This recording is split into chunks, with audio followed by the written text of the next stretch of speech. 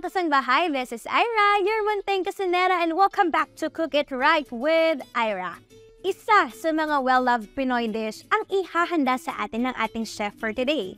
He is a culinary instructor at Arellano University and one of the members of the Culinary Arts Chef Tag Philippines. Walang iba kundi si Chef Nolly J. Open! Yes, good day and thank you so much for inviting here, Miss Ira. Welcome po sa Cook It Right with Ira. Bati po muna kayo sa ating mga kasangbahay. Yes, good morning mga kasangbahay. So as of now, I will going to cook our Pinoy version ng ating crispy pinakbet. Crispy pinakbet na ako, Chef. Ano po ba ang ating mga ingredients dito sa crispy pinakbet? Yes, number one na po dyan, gagamit po tayo ng about 3 to 4 tablespoon of ating cooking oil, 4 cloves of garlic, 1 piece medium onion, 2 pieces of tomato, 3 tablespoon bagoong alamang. Sa ating vegetable naman, gagamit po tayo ng 300 grams ng kalabasa, 150 grams ng ampalaya, 100 grams ng okra, 150 grams ng sitaw, 100 grams ng talong. And also, magpapalasa po ang ating 1 piece broth cubes. Pinakalas po natin, nilalagay po ang ating pinch ng black pepper. Alright, so curious ako, Chef, kasi meron tayong star dito, meron tayong Yes, bakmet. ang pinaka-toppings natin, so among all of the toppings. So, Chef, ito na po. Let's do the procedure na po para po sa ating crispy pinakbet. Yes, sure po. So, ngayon po, Miss Ira, gagawin po muna natin, ipapray lang po muna natin yung ating eggplant or talong. Okay. Para mamaya po, kapag sinama na po natin siya sa ating pinakbet, hindi po siya madurog agad or yung mashi, kung tawagin.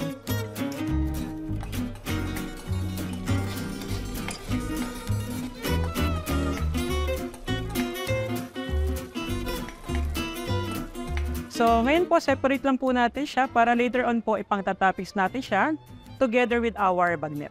And another thing, magsa-separate po ako ng ating kawali kasi po gagamitin ko po uli yung ating traditional na lutuan po. Put ko lang po ng mga medium heat. Ayan, so kapag medyo okay na po, lagay lang po tayo ng 3 to 4 tablespoon ng oil. So, same pa rin po.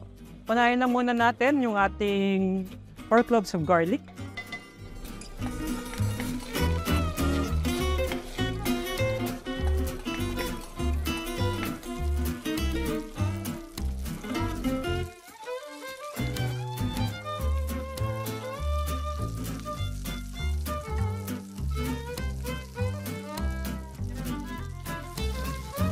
So, na-incorporate na po natin yung ating mga aromatics and even yung ating bagong alamang.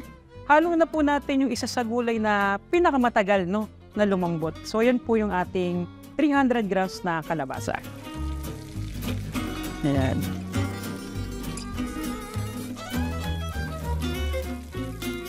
Ito po ay pwede nyo pong takpan para mapabilis po yung inyong cooking process.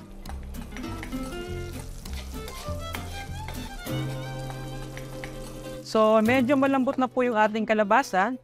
Yan, isusunod na po natin yung ating ampalaya. So, sa ampalaya naman po, para malesen lang po ng konti yung pait, binabad ko po siya sa tubig po na may asin for 30 minutes, pero hindi ko na po siya piniga. Nasa ganon, yung lasa, nutrients po niya, nandun pa rin.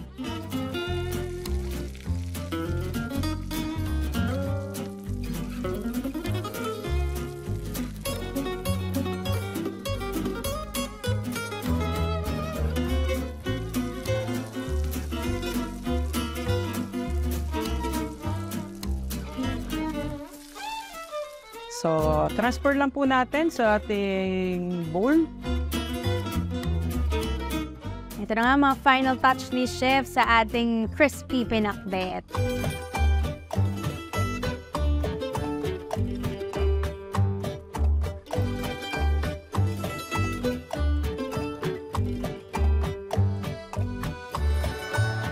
Alright, meron na akong tinidor, Chef. Ready na akong tikman itong crispy pinakbet. Wait, ito muna.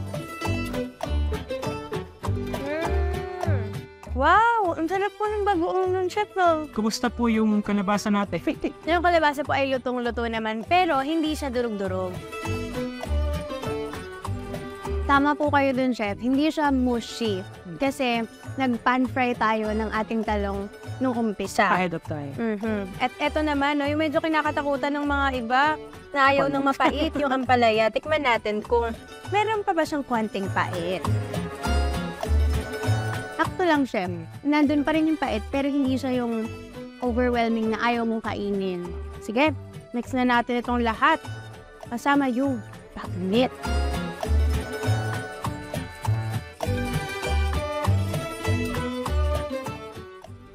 Very nice po, Chef. Well, balance po yung ating flavor ng pinakbet. Nandun pa rin yung lasa ng bagoong at saka yung lasa po ng konting patis. Tapos lahat po ng ating gulay, dahil na-simmer natin siya properly, lahat po siya may lasa ng sauce. So parang walang naiwan ng lasa ng pinakbet. So ang aking pong verdict, nag-verdict, pak na pak, bet na bet. Pakbet, yan. Pero Chef, para po sa ating mga kasangbahay na gusto pong matikman itong crispy pinakbet, saan po ba nila kayo pwedeng mapuntahan? Yes po, Miss Ira. So, ito po ay kasama din po sa aming vegetable dishes po na i-offer dito sa E3. So, we have our Facebook page, E3 Andy Rice. And you can also visit us at number 30, Ivory Street, corner, Rainbow Street, SSS Village, Concepcion 2, Marikina City. Chef, baka meron po kayong gustong batiin? Yes, binabati ko nga pala yung aking wife, si Gian Dizon. Also, may 3 kids, si Zion Nicolay Opet, Zion Nairobi, and Zion Naikisha. And also our organization, Chef Tag Philippines. Our founder would be Chef Vicente Nibay. Also, Chef Beda, Chef Karen, DOD, and the rest of the Board of Trustees.